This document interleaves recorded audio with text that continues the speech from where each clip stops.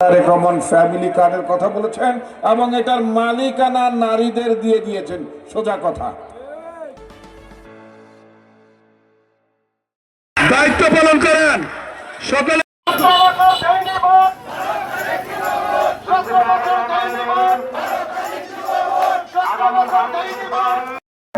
বিরুদ্ধে যে ধরনের অপপ্রচার চালাচ্ছে সেটা কোনো রাজনৈতিক পরিভাষা হইতে পারে না, কোনো শালীন সভ্য জগতের ভাষা হইতে পারে না। আমরা বলতে চাই, দেশ নায়ক তারেক রহমানকে সেদিন প্রধানমন্ত্রী বানাবে, আপনারা ভোট দিতে যাবেন তো? আমাদের বিএনপি কে ভালোবাসেন। আজকে সব ইউনিয়ন থেকে আমাদের মা বোনরা ব্যাপকভাবে এখানে উপস্থিত হয়েছে। প্রিয় নেতা তারেক জিয়া বলেছে আমরা প্রত্যেকে আমাদের কেন্দ্রের মধ্যে আমাদের জামাত আদায় করব, আপনারা সবাই অবগত আছেন। তাই আমাদের প্রিয় নেতা ফজলুল মিলন এখান থেকে ধানের শীষের প্রার্থী, আপনারা সবাই জানেন। আমরা বলতে চাই, কমন ফ্যামিলি কার্ডের কথা বলেছেন এবং এটার মালিকানা নারীদের দিয়ে দিয়েছেন। সোজা কথা, আমরা স্বাস্থ্য কার্ডের কথা বলি।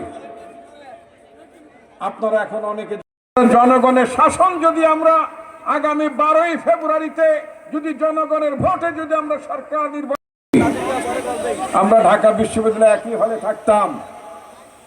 তিনি আপনাদের জন্য নিবেদিত, আগেও এমপি ছিলেন, ভবিষ্যতেও নিবেদিত থাকবেন।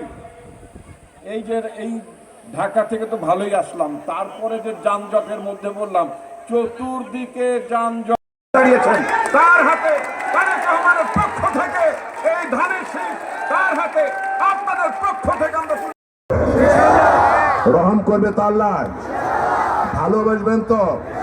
আর একটি কথা বলি, যারা 14-15 বছর আপনারা ভোটার হয়েছেন, ভোট দিতে পারেন নাই, ভোট হয় নাই, এদের ভোটাধিকারে দেন, এই কথাটা বলতে পারবেন আপনারা?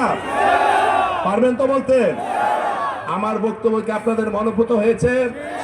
আমি কি আপনাদের প্রার্থী হিসেবে? এমন ইতিহাস নাই বিচার করে কারো 1 ঘন্টা জমিয়ে দিক সেদিক করেছে, তাই নাই। অতএব আমার জানা মতে আমি কারোর সাথে বেয়াদবি করি নাই, আমি কারোর সাথে অসৌজন্যমূলক আচরণ করি।